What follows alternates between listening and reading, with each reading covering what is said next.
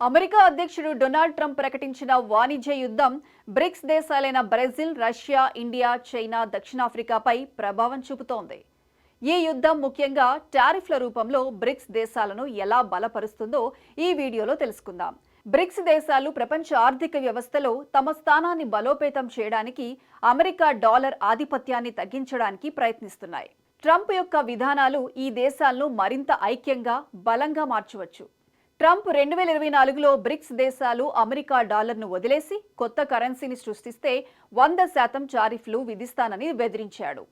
ఇక 2025 జూలైలో బ్రిక్స్ దేశాలు అమెరికా వ్యతిరేక విధానాలను సమర్థిస్తే అదనంగా 10% టారిఫ్లు విధిస్తానని చెప్పారు. ఈ టారిఫ్లు బ్రిక్స్ దేశాల నుంచి అమెరికాకు వచ్చే వస్తువులపై పన్నులను పెంచి వాటి ధరలను ఎక్కువ చేస్తాయి. దీనివల్ల ఈ దేశాల ఎగుమతులు అమెరికా మార్కెట్లో పోటీ తగ్గుతాయి.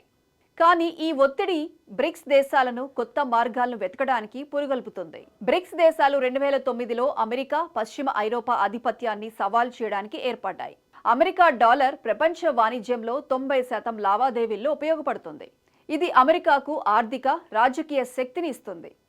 రష్యా, ఇరాన్లపై అమెరికా విధించిన ఆంక్షలు వాటిని స్విఫ్ట్ బ్యాంకింగ్ వ్యవస్థ నుంచి తొలగించాయి. దీనివల్ల వాణిజ్యంలో సమస్యలు ఎదుర్కొన్నాయి.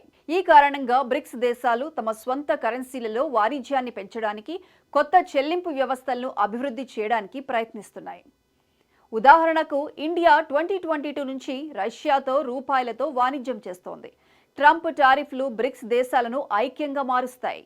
అమెరికా మార్కెట్పై ఆధారపడటం తగ్గించడానికి ఈ దేశాలు తమలో తాము వాణిజ్యాన్ని ఎంచుకుంటాయి. ఇండియా, ఈజిప్ట్తో రోడ్లు, రైల్వేల వంటి ఇన్ఫ్రాస్ట్రక్చర్ ఒప్పందాలు, ఇథియోపియాతో టెక్స్టైల్ ఎగుమతులు, ఇరాన్తో ఇంధన ఒప్పందాలను పెంచుకోవచ్చు. చైనా, ఆఫ్రికా, లాటిన్ అమెరికా దేశాలతో వాణిజ్యం విస్తరిస్తోంది. ఈ కొత్త మార్కెట్లు బ్రిక్స్ దేశాలను ఆర్థికంగా బలోపేతం చేస్తాయి. ట్రంప్ బెదిరింపులు బ్రిక్స్ దేశాలను డాలర్పై ఆధారపడటం తగ్గించేలా చేస్తాయి. చైనా తన రెమిన్బీ కరెన్సీని, ఇండియా రూపాయిని అంతర్జాతీయ వాణిజ్యంలో ఎక్కువగా ఉపయోగించడానికి ప్రయత్నిస్తున్నాయి.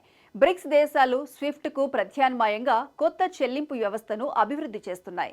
ఇది డాలర్ ఆధిపత్యాన్ని దీర్ఘకాలంలో సవాల్ చేస్తుంది. ఉదాహరణకు రష్యా, చైనా ఇప్పటికే యువాన్లో లావాదేవీలను పెంచాయి. బ్రిక్స్ దేశాలు తమను అమెరికా వ్యతిరేకంగా కాకుండా సహకారం కోసం ఒక వేదికగా చూపించడానికి ప్రయత్నిస్తున్నాయి.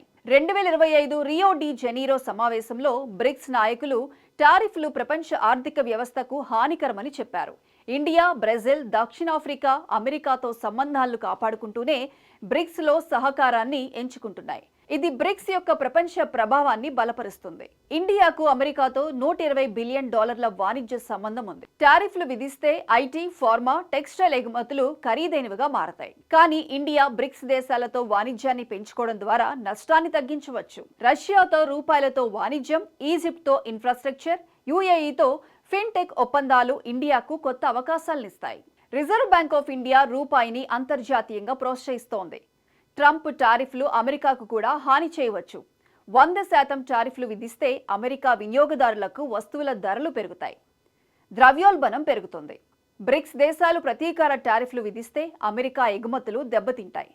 చైనా ఎలక్ట్రానిక్స్, బ్రెజిల్ కాఫీ, దక్షిణాఫ్రికా ఖనిజాలపై అమెరికా ఆధారపడుతుంది. ఈ టారిఫ్లు ప్రపంచ సరఫరా గొలుసులను దెబ్బతీస్తాయి. 2023లో Egypt, Ethiopia, Iran, UAE, Indonesia బ్రిక్స్లో చేరాయి.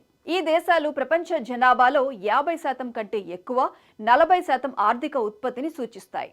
Bricks new development bank, currency stabilisation scheme వంటివి ఈ దేశాలను బలపరుస్తున్నాయి.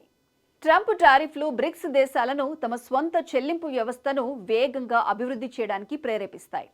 ఇక ట్రంప్ యొక్క వాణిజ్య యుద్ధం బ్రిక్స్ దేశాలను అమెరికా మార్కెట్పై ఆధారపడటం తగ్గించి తమలో తాము వాణిజ్యాన్ని, స్వంత కరెన్సీలో లావాదేవీలను పెంచేలా చేస్తుంది. ఇది బ్రిక్స్ దేశాల ఐక్యతను, ఆర్థిక స్వావలంబనను బలపరుస్తుంది. ఇండియా వంటి దేశాలు అమెరికాతో సంబంధాలను కాపాడుకుంటూనే బ్రిక్స్లో కొత్త అవకాశాలను వినియోగించుకోవచ్చు. ఈ యుద్ధం ప్రపంచ ఆర్థిక వ్యవస్థను మార్చవచ్చు. బ్రిక్స్ దేశాలకు దీర్ఘకాలంలో ప్రయోజనం కలిగించవచ్చు.